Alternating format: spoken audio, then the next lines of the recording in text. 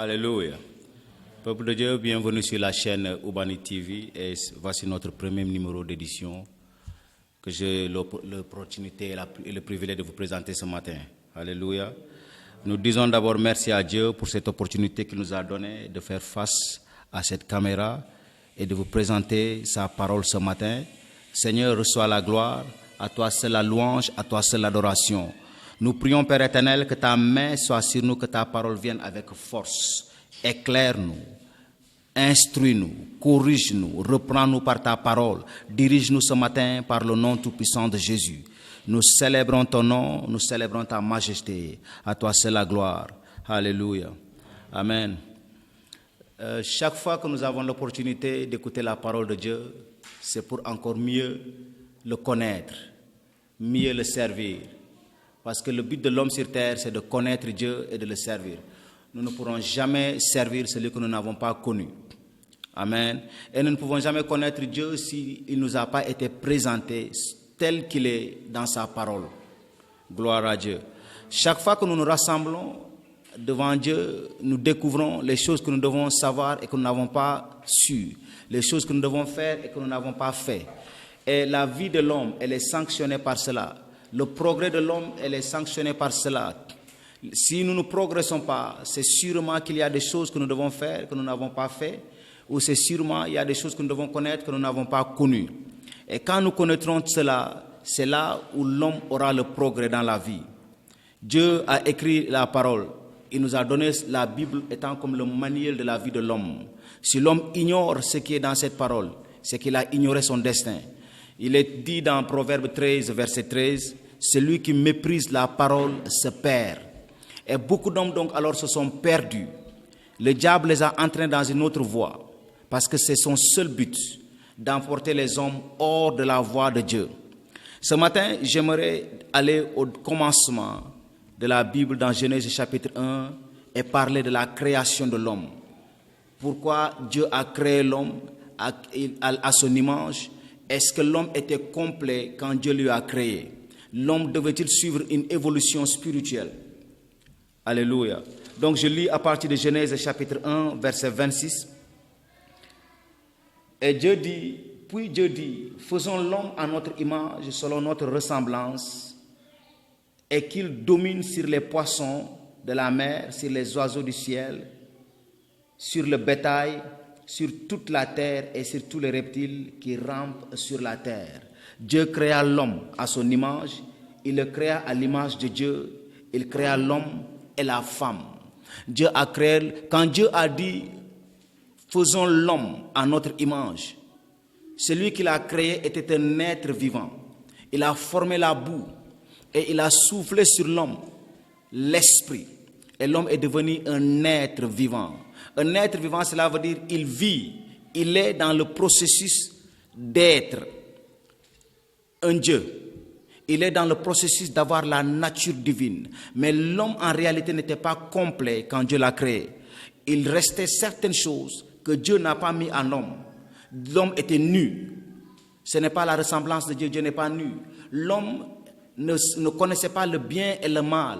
Il n'est pas encore donc à l'image de Dieu. Il restait certaines choses dans la vie de l'homme qui n'étaient pas encore en place, que Dieu n'a pas encore mis en place. Et seul le diable savait cela. Il y a certaines choses dans nos vies que nous n'avons pas encore. C'est seulement le diable qui le sait. Si nous suivons la voie de Dieu, c'est seulement en Dieu que nous le découvrirons. Mais si nous ne suivons pas le diable, la voie de Dieu, le diable nous suggérera ces choses. Et chaque fois que nous recevons quelque chose du diable, nous perdons la grandeur avec Dieu, nous perdons la bénédiction avec Dieu. Dieu a créé l'homme, il a dit, il a créé à son image et à sa ressemblance. Mais si nous regardons l'homme, il ne ressemblait pas à Dieu. Quand il est devenu un être vivant, quand il a commencé à vivre et à marcher sur terre, quand il était dans le jardin, il n'avait pas encore la ressemblance complète de Dieu. Parce qu'il était nu. Dieu n'est pas nu. Ésaïe chapitre 6 nous dit que les pans de la robe de l'Éternel remplissent le temple. Cela veut dire que Dieu est habillé. Dieu, il connaissait le bon, le bien et le mal. Il a planté dans le jardin un arbre. Et il a dit, cet arbre-là, deux arbres, disons. Il a dit un arbre était pour la connaissance du bien et du mal. Et que l'homme ne devait jamais toucher cet arbre. Maintenant, quand le diable est venu, il a trouvé l'homme. Il a dit, Dieu a-t-il dit de ne pas manger de ce fruit? L'homme a dit oui, il nous a demandé, la femme a dit Dieu nous a dit de manger tout, mais sauf cet arbre. Et il lui a dit non, Dieu sait que le jour où vous en mangerez, vous deviendrez comme lui, vous deviendrez comme des dieux, vous connaîtrez le bien et le mal. Donc le diable n'avait pas menti, il sait qu'il reste quelque chose que Dieu n'a pas encore dévoilé à l'homme. S'il mange ce fruit, il connaîtra le bien et le mal. Mais est-ce que Dieu n'avait pas raison d'empêcher l'homme de manger ce fruit d'abord? Il a dit, Dieu sait que le jour où vous mangerez ce fruit, vous deviendrez comme des dieux. Donc cela veut dire que la ressemblance de l'homme en Dieu n'était pas encore complète. Et c'était le diable seul qui le sait. Et le diable savait que ce qui devait donner à l'homme cette partie de la ressemblance avec Dieu se trouvait dans le fruit. Et il a donné à l'homme le fruit à manger. Et l'homme a mangé ce fruit. Et ses yeux étaient ouverts. Et il a vu qu'il était nu. Et quand Dieu est venu le rendre visite comme d'habitude, il a dit à l'homme, l'homme a dit à Dieu, je me suis caché parce que j'ai entendu ta voix dans le jardin. Et Dieu lui a dit, qui t'a dit que tu es nu? As-tu mangé du fruit que je t'ai interdit? Le diable lui a donné à manger. Et le diable nous a donné la plupart du temps à manger. Il nous a donné ce que Dieu a préparé pour nous le donner. Le diable, chaque fois que nous le recevons de Dieu, du diable, nous le perdons. Le diable a présenté aux hommes la fornication et l'adultère. C'est pour leur donner le plaisir du mariage. De leur faire vivre d'abord le plaisir du mariage, alors qu'ils ne sont pas encore mariés. Le diable est venu donner à l'homme le fruit de la connaissance du bien et du mal, alors que Dieu ne l'a pas encore donné. Et cela le met en mal avec Dieu. Chaque fois que nous avons reçu quelque chose du diable, nous nous sommes éloignés de Dieu, nous avons perdu son amour et nous avons perdu tout ce que Dieu nous a préparé. Parce que quand tu prends ce que Dieu ne t'a pas donné, il récupère tout ce qu'il t'a donné. Dieu a donné à l'homme le jardin et tout ce qui était dedans. Mais l'homme a pris ce que Dieu ne lui a pas donné, le fruit de la connaissance et du mal. Et Dieu lui a fait perdre le jardin. Donc il a perdu le jardin à cause de cette parole du diable, ce que le diable lui a présenté.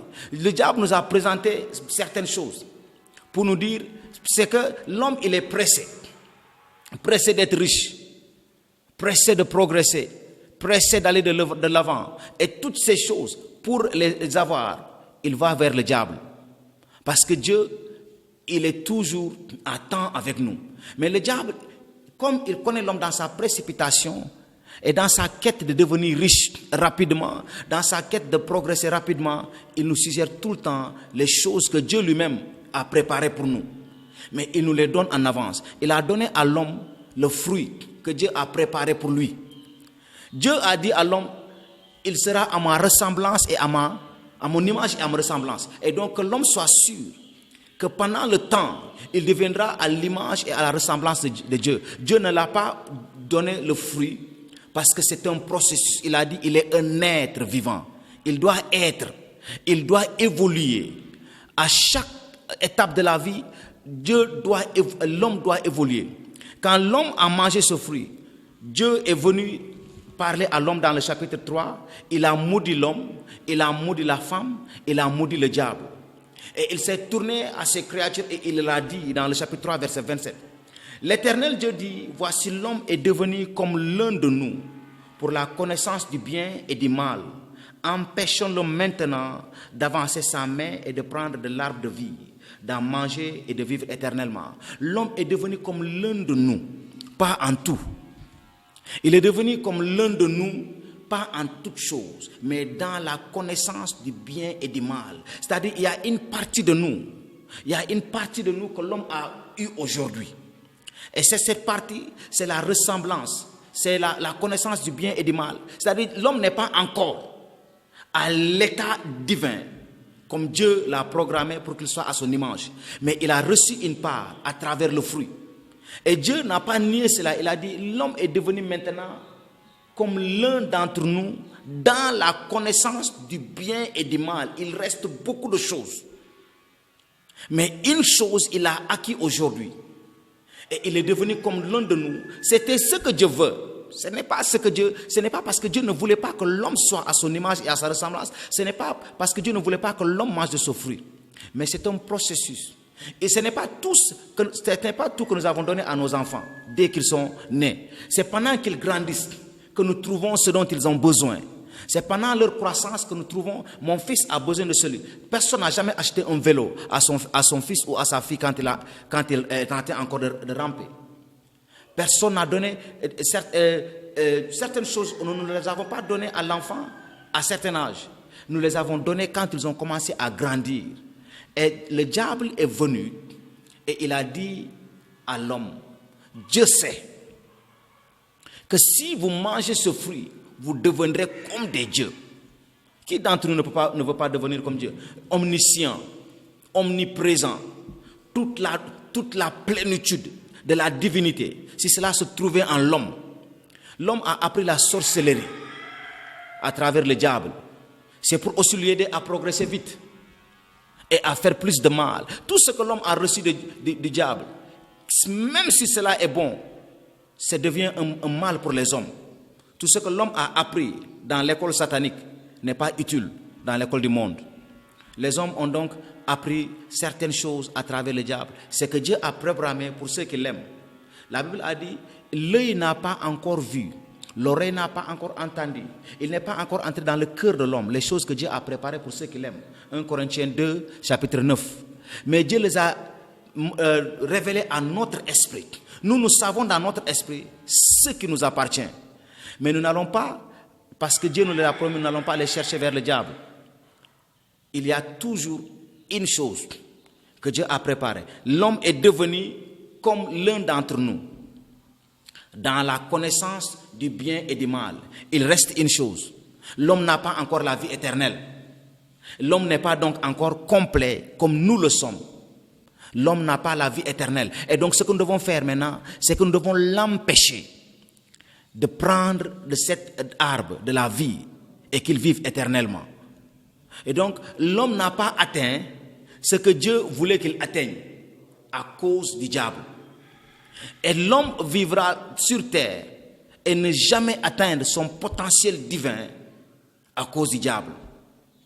L'homme, s'il avait suivi Dieu, s'il n'avait pas seulement suivi la voie du diable pour manger ce fruit, et que ses yeux étaient ouverts par Dieu, il aurait vu plus grand que nous voyons aujourd'hui. Il serait réjoui de beaucoup de choses dont nous nous réjouirons aujourd'hui. Aujourd'hui, nous avons eu beaucoup de choses. Le fruit là, regarde, c'est comme si quelque chose qui a été implanté en l'homme. C'est un liquide, ou c'est quelque chose que l'homme a mangé.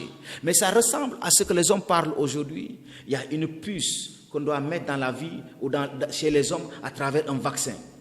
Et dès qu'ils mettront cela dans la vie des hommes comme un vaccin, l'homme changera, l'homme deviendra une autre nature.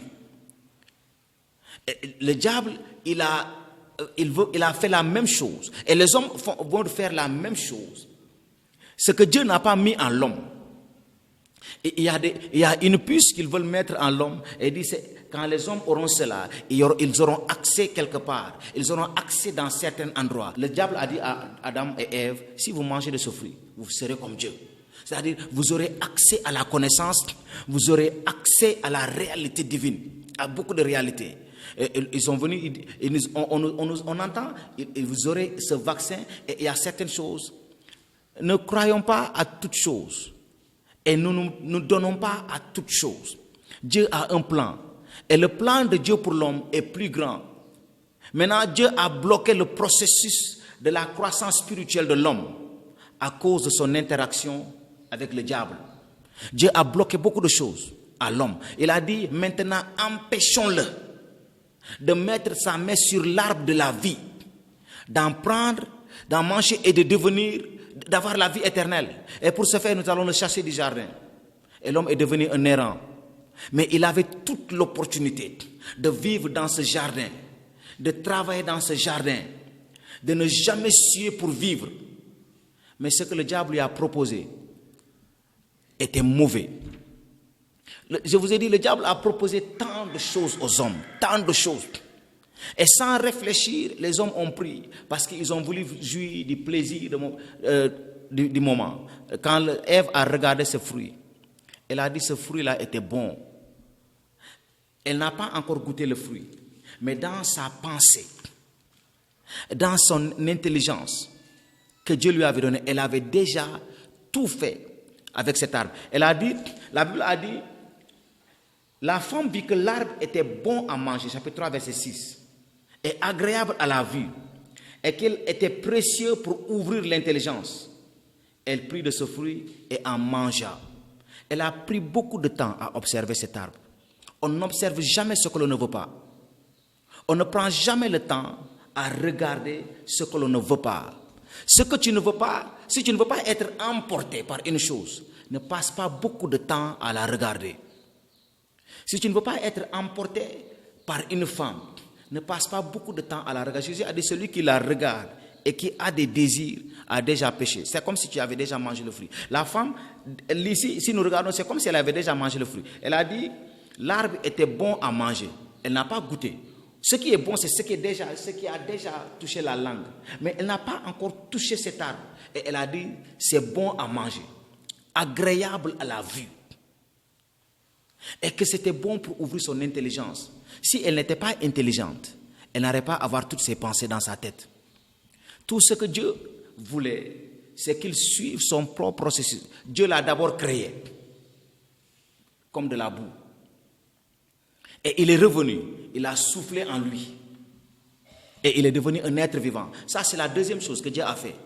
Est-ce que l'homme de Dieu n'allait-il pas faire la troisième chose? Il serait venu encore un autre jour. Et il lui donnera la grâce d'ouvrir les yeux de lui-même. C'est ce que l'homme a reçu de Dieu qui lui est rentable. Ce que l'homme a reçu du diable ne lui servira de rien. Ne lui servira de rien. Aujourd'hui, nous avons des hommes qui sont vendus au diable. Le diable, quand il possède les hommes, c'est soit ils se sont vendus au diable ou ils ont fait des pactes avec le diable. Donc, le diable n'a jamais possédé un homme parce qu'il veut le posséder. Il a possédé un homme parce l'homme s'est donné à lui, il s'est vendu à lui. Ici, l'homme s'est vendu au diable parce que celui que tu écoutes, il est maître sur toi. Celui que tu écoutes, il est maître sur toi. L'homme devait écouter une seule voix. Une seule voix. Et la voix qu'il devait écouter était la voix de Dieu. Et le jour où ils perdront la voix de Dieu, ils vont perdre tout. Jésus a dit, je suis le bon berger et les brebis connaissent ma voix. Les brebis n'ont pas besoin de connaître mon image. Les brebis n'ont pas besoin de me connaître. Mais dès que je parle, qu'ils sachent que c'est moi qui ai parlé. Donc, où est-ce que nous cherchons à connaître Dieu? Nous le chercherons à le connaître à travers sa voix. Et Adam, il connaissait très bien la voix de Dieu. Il connaissait bien la voix de Dieu. Quand Dieu est arrivé et qu'il a appelé, il a dit, Adam, où es-tu? Il a dit, j'ai entendu ta voix parcourir le jardin et je me suis caché. Parce que j'étais nu. Donc, il connaissait la voix de Dieu. Il savait, quand Dieu parlait, il savait que c'est Dieu qui parlait. Quand le diable parlait, il savait que c'était le diable qui parlait. Donc c'était un acte délibéré. Il a voulu de ce fruit. Mais le fruit-là a été là-bas pendant longtemps. Je ne sais pas combien de temps. Jusqu'à ce que le diable vienne un jour lui dire. Le diable, il a perdu sa place avec Dieu. Il aimerait aussi que l'homme perde sa place avec Dieu. Il n'est plus assis là où il était. Il aimerait aussi que l'homme ne s'assoie pas là où Dieu lui a mis. Nous allons perdre, ou les hommes vont perdre leur position en Dieu par rapport à ce qu'ils auraient reçu du diable. Si nous refusons aujourd'hui de recevoir du diable, nous vivrons éternellement avec Dieu. Nous ne serons pas pressés. Ne soyons pas pressés. Il y a tellement de bénédictions pour les hommes. Beaucoup sont morts. Ils sont ambitieux. Mais ceux qui ont vécu longtemps, ils sont en train de suivre une vocation. L'ambition, elle est mortelle. Mais c'est seulement la vocation qui prolonge la vie de l'homme. La vocation, c'est quand l'homme a entendu la voix de Dieu. L'ambition, c'est quand l'homme écoute sa propre voix ou la voix de ceux qui l'entourent et du diable. Les hommes sont devenus ambitieux. Et dans cette ambition, ils ont pris des choses qu'ils ne devaient pas prendre. Il y en a beaucoup. La franc-maçonnerie, c'est donner aux gens ce que Dieu ne leur a pas encore donné. La sorcellerie, c'est faire de l'homme ou de faire à l'homme ou contre l'homme ce que Dieu n'a pas fait contre lui. Donner le fruit au diable, c'est donner à l'homme ce que Dieu devait lui donner. Le diable a devancé Dieu dans la vie de beaucoup de personnes. Le diable a devancé Dieu dans la vie de beaucoup de personnes. Dieu a promis à Abraham un fils. Et un jour, sa femme a eu une idée qui est semblable au plan divin. Dieu lui a dit, tu auras un fils. Et le diable est venu aussi et suggéré à travers sa femme, comme le diable a suggéré à travers Adam. Mange ce fruit. Le diable est venu suggérer à la femme d'Abraham, dis à ton mari qu'elle peut coucher avec la servante et elle aura un fils. Et c'est exactement ce qui s'est passé. Abraham a couché avec sa bonne et elle a vu exactement ce que Dieu voulait. L'homme a eu exactement ce que Dieu voulait quand il a pris le fruit. Ses yeux étaient ouverts.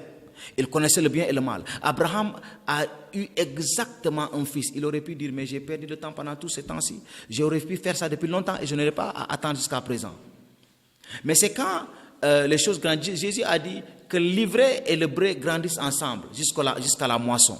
Quand le temps est arrivé, Dieu devait faire son choix. Il a dit à Adam, quitte le jardin. Et il a dit à Abraham que cet enfant aussi quitte ta maison. Parce que tu ne l'as pas reçu de moi. Ce que tu as reçu de moi seulement, je le préserve. Ce que tu as reçu du diable, je le chasse. Beaucoup de personnes sont riches. Mais s'ils n'ont pas maintenu leur richesse, c'est parce que ce n'était pas venu de Dieu. Beaucoup de personnes sont parties très loin. Mais s'ils sont revenus au point zéro, c'est parce que la distance qu'ils ont parcourue, ils n'ont pas parcouru avec Dieu. Beaucoup ont eu une renommée. Mais s'ils ont perdu cette renommée, c'est parce que cette renommée-là, ils ne l'ont pas reçue de Dieu. Abraham a eu un fils. Et Dieu, la femme d'Abraham, a dit, cet enfant n'héritera pas ici dans cette maison. Et Abraham a voulu résister la voix de sa femme. Et Dieu lui a dit, fais ce que ta femme a dit. Et Abraham devait encore perdre comme Adam a perdu. Dieu a marché avec les hommes. Et ils ont fait les mêmes erreurs d'avoir écouté le diable. Le diable est venu encore rencontrer le deuxième Adam, qui est Jésus. Dans les mêmes circonstances, il lui propose la même chose. Si tu es fils de Dieu, tu peux ordonner à ces pierres de devenir du pain et que tu en manges. Et la sagesse divine, Jésus lui a dit, il est écrit, l'homme ne vivra pas seulement du pain, mais de toute parole qui sortira de la bouche de Dieu. Adam et Ève n'ont pas connu cela. S'ils avaient connu cela, cela aurait été leur réponse. Toi et moi, nous connaissons cela. Toi et moi, nous savons que l'homme ne vivra pas seulement du pain, mais de toute parole qui sortira de la bouche de l'Éternel. Pourquoi cela ne doit-il pas être nos réponses devant toutes choses que le diable nous présente? Il a amené Jésus jusque sur le temple, et il lui a dit, tu vois toutes ces richesses, ça m'appartient. Si seulement tu te mets à genoux devant moi, je te donnerai tout. Tu sais combien de gens sont devenus riches parce que le diable les a montré la dimension de la gloire qu'il a ici sur terre. Et beaucoup ont pris. Ils ont donné des vies pour avoir la richesse. Ils ont pris. Jésus, le diable lui a amené sur le sommet du temple et il lui a dit, tu vois toutes ces richesses. Et Jésus ne lui a pas dit, c'est faux. Cette richesse ne t'appartient pas. C'est qu'il y a une vérité dedans. Satan a une gloire ici sur terre. Et les hommes sont en train de se tuer pour avoir cela. La gloire de Dieu sur terre, elle est plus grande. Dieu, toute la richesse de la terre lui appartient.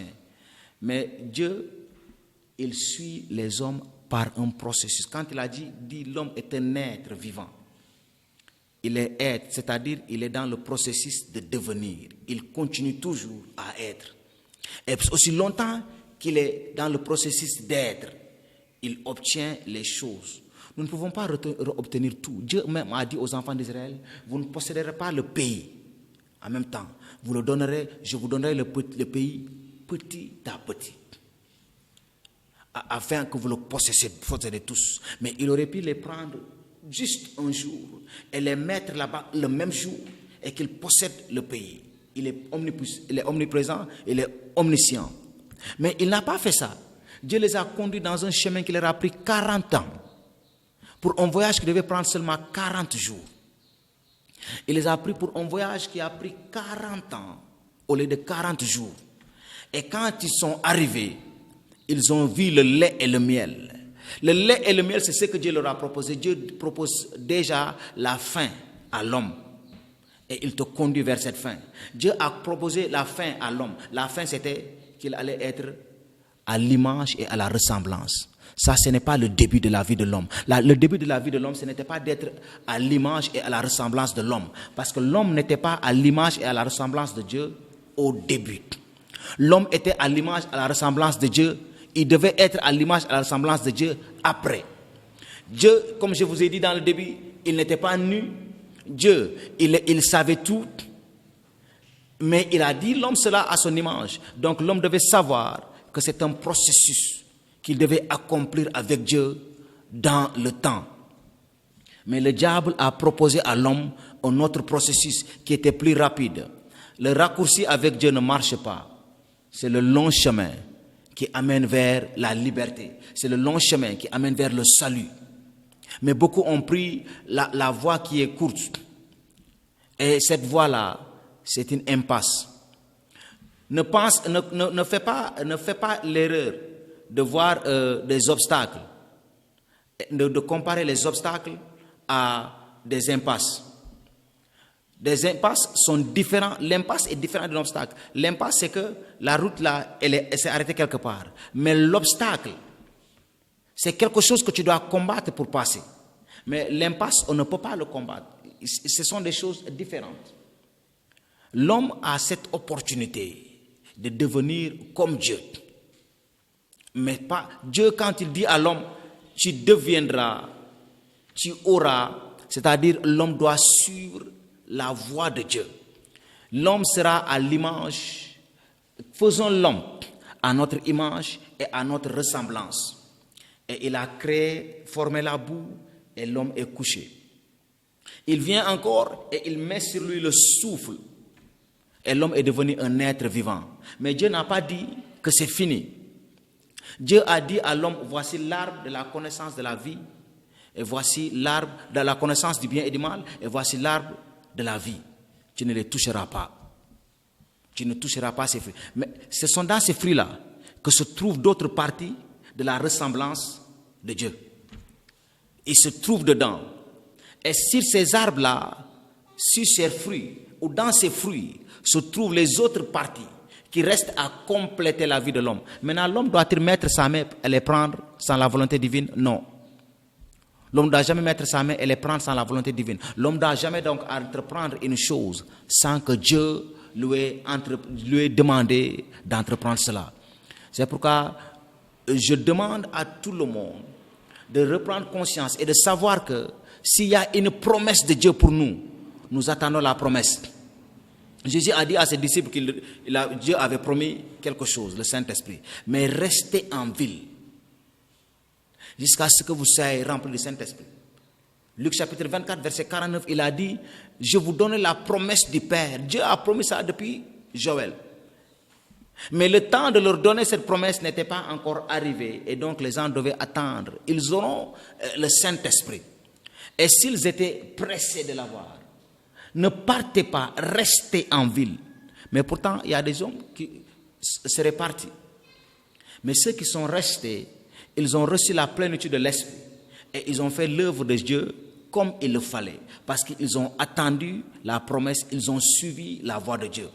Adam aussi et Ève devaient suivre cette volonté. Ils devaient suivre sachant que celui qui a promis, il est capable d'accomplir. Celui qui a dit, il va le faire et il le fera sûrement. Celui qui a donné la révélation va accomplir cette révélation. Celui qui a donné cette prophétie va accomplir cette prophétie. Mais l'homme n'a jamais... L'homme, il est un animal qui est tout le temps pressé d'obtenir, d'acquérir, d'avoir sans Dieu.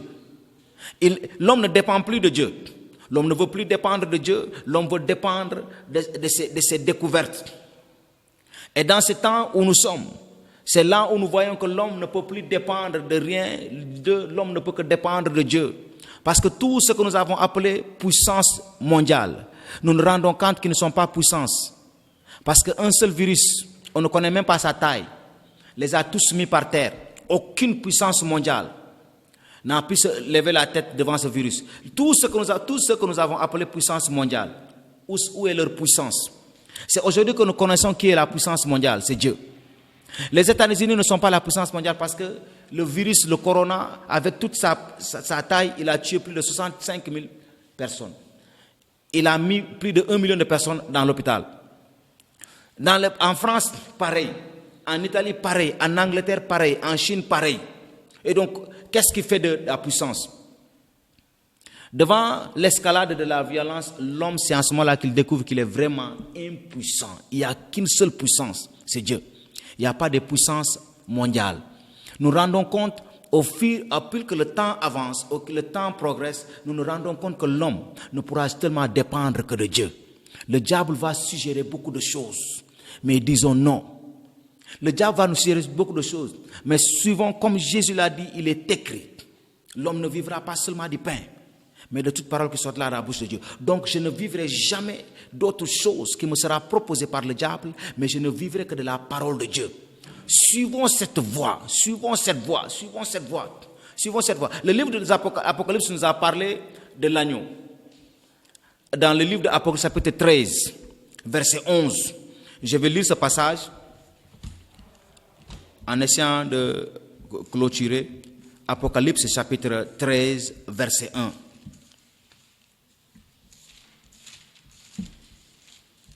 Il nous a parlé de la bête qui est sortie sur terre et qui montait vers le ciel et qui faisait des miracles. Tout le monde suivait cette bête. Puis je vis monter de la terre une bête qui avait 2 cornes semblables à celles d'un agneau et qui parlait comme un dragon. Il avait toute la ressemblance de l'agneau. Il avait tout ce qu'il fallait pour tromper, pour emporter les hommes.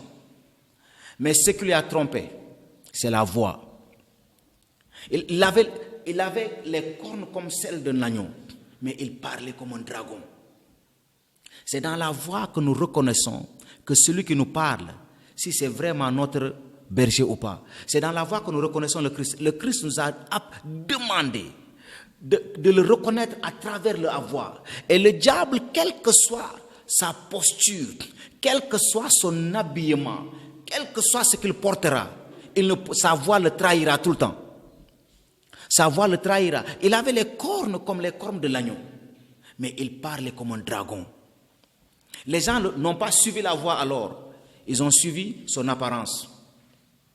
Ils n'ont pas suivi la voix, ils ont suivi l'apparence de l'agneau.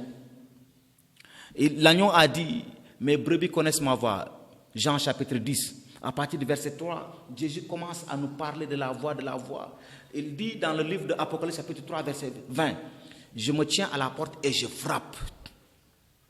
Si tu m'entends frapper, mais si tu n'entends pas ma voix, n'ouvre pas la porte. Il a dit, je me tiens à la porte et je frappe. Celui qui entend ma voix et qui ouvre la porte, j'entrerai chez lui et je dînerai avec lui. Donc nous ne devons pas être emportés parfois alors les frappes. Que la frappe ne nous emporte pas. Parce que nous-mêmes chez nous, chaque fois que quelqu'un frappe, on lui demande c'est qui. Et même s'il n'a pas dit son nom, s'il dit c'est moi, nous savons de qui il s'agit. Donc le Christ, quand il tape, c'est la voix qui doit emporter les hommes. La voix qui emporte. Satan, il a tapé dans beaucoup de portes. Et ces portes-là sont ouvertes facilement. Et il est entré. Et il est en train de dîner à la place de l'agneau. Il est en train de dîner à la place de Christ. Je me tiens à la porte. Je tape. Chaque cœur est une porte. Chaque vie est une porte. Et chaque fois que le diable tape, chaque fois que tu entends quelqu'un frapper, écoute d'abord la voix. Je me tiens à la porte et je frappe. Celui qui entend ma voix. Ma prière, c'est que les gens puissent reconnaître, les hommes puissent reconnaître la voix de Dieu. Dans cette période où nous sommes, tout le monde parle. Tout le monde parle. Le diable parle. Les hommes parlent, les sociétés parlent. Il y a trop de suggestions. Surtout s'agissant de cette maladie, tout le monde a parlé. Tout le monde a parlé, tout le monde a dit, tout le monde a vu en cette maladie la ressemblance de la fin du monde. Elle est encore loin. Dieu n'a pas encore parlé. Ce sont les hommes qui parlent. Dieu n'a jamais parlé du Christ jusqu'au jour où il a fait le baptême. Ce sont les prophètes qui ont parlé. Les Christ, ils ont prophétisé à propos du Christ. Mais le jour où le Christ est baptisé, sorti de l'eau, la Bible a dit, une voix se fit entendre du ciel, celui-ci est mon fils bien-aimé, en qui j'ai mis toute mon affection. C'est la première fois que Dieu a parlé. Il y aura beaucoup d'événements, mais tant que Dieu n'a pas parlé, tant que la parole de Dieu nous a pas dit, nous vivons, c'est vrai, ces derniers temps. Mais les derniers temps ne veut pas dire que nous sommes à la fin, nous avançons vers la fin. Écoutons la voix de Dieu. Soyons capables de la reconnaître. Est-ce que quand il va parler demain, nous allons reconnaître la voix? Tout le monde est chez lui, confiné. Est-ce que c'est la voix de Dieu qu'ils écoutent à la maison? Est-ce que c'est la voix de Dieu qu'ils écoutent à la maison? Revenons à la voix de Dieu. Adam, il a écouté une autre voix dans le jardin. Mais quand la voix de Dieu est venue, n'empêche, il a reconnu. Et il a eu la plus grande honte de sa vie, de faire face à son Créateur. Parce qu'il avait déjà accepté quelque chose d'une autre créature. Et il a eu honte de faire face à celui qui l'a créé. Quand Dieu l'a créé nu, Dieu savait qu'il était nu. Et Dieu n'avait jamais eu problème avec sa nudité. Et le jour où il a découvert qu'il est nu, il a dit qu'il ne veut jamais s'associer avec Dieu parce qu'il est nu. Et Dieu n'avait jamais eu de problème de s'associer avec l'homme dans sa nudité. Dieu n'a jamais un problème de s'associer avec nous dans notre pauvreté. Dieu n'aura jamais un problème de s'associer avec nous dans la maladie. Mais quand nous serons guéris, voudrons-nous nous associer avec lui? Quand nous serons délivrés, voudrons-nous nous associer avec lui? Quand nous serons riches, voudrons-nous nous associer avec lui? Je veux que tous ceux qui me regardent ce matin baissent vraiment la tête et fassent comme si elles prient vraiment, Seigneur, dirige ma vie par ta parole. Je veux reconnaître ta voix. Je veux être comme une brebis qui reconnaît ta voix. Je veux reconnaître ta voix. Parce que ta voix est unique. Les bergers ont une voix. Ils appellent ces brebis par leur nom et ils reconnaissent sa voix. Et quel que soit le berger qui appelle, ils ne viendront pas. Tu as dit dans ta parole, j'ai d'autres brebis qui ne sont pas de ce pâturage. Je les appellerai, ils viendront et ils nous formeront tous ensemble et un même troupeau. Fais-nous entendre ta voix, surtout dans cette période d'impasse. Fais-nous entendre ta voix. Ouvre nos oreilles spirituelles afin que nous puissions la reconnaître. Chaque fois que tu parles, fais-nous entendre ta voix, fais-nous reconnaître ta voix. Au nom de Jésus. Fais-nous entendre ta voix, Seigneur, par la puissance du Saint-Esprit. Fais-nous découvrir ta voix, Seigneur, par le nom tout-puissant de Jésus. Fais-nous connaître ta voix, au nom de Jésus. Je voudrais aussi dire que Jésus a dit, ce sont ces brebis qui connaissent sa voix. Si tu n'es pas brebis de l'Éternel, même s'il parle, tu ne sauras pas que c'est lui qui parle. Donc, si tu es tenté de me suivre ce matin et que tu veux devenir une brebis, sont seulement les brebis qui distinguent la voix. Il y en a qui ne sont pas des brebis de Dieu et qui voudraient être brebis de l'Éternel. S'il te plaît, seulement fais cette prière après moi et répète, Seigneur Jésus, je viens à toi ce matin. Je sais que tu es mon sauveur et que tu es le Fils de Dieu. Tu es mort sur la croix. Tu as versé ton sang pour me sauver de Satan et de toutes ses œuvres. Seigneur, aujourd'hui je me confie en toi. Je te reconnais comme mon Seigneur et mon Sauveur. Donne-moi ton Esprit Saint. Écris mon nom dans le livre de la vie. Sois mon Seigneur et mon Sauveur. Au nom de Jésus. Amen. Nous sommes à la fin de ce programme et j'aimerais prier pour cette chaîne, pour cette télévision. Je prie, Éternel Dieu de gloire, que la bannière de cette télévision soit élevée très haut par le nom de Jésus. Père éternel, annonce à cette chaîne par la puissance du Saint-Esprit que partout dans le monde entier, les yeux soient tournés vers cette chaîne, au nom tout-puissant de Jésus. Je déclare, Dieu de gloire, dans les 3 mois qui vont suivre, cette chaîne sera au-dessus de cela par la puissance du Saint-Esprit. Il y aura plus de grâce et plus de faveur divine par le nom de Jésus. Il y aura plus de matériel, il y aura plus de finances sur ce projet par le nom tout-puissant de Jésus. Seigneur Dieu de gloire, nous commandons que les 4 vents du ciel soufflent sur cette chaîne la grâce divine, la grâce financière par le nom tout-puissant de Jésus. Que Dieu vous bénisse. À la prochaine fois, nous nous rassemblerons encore pour une autre édition, un autre numéro de ce programme. Merci. Amen.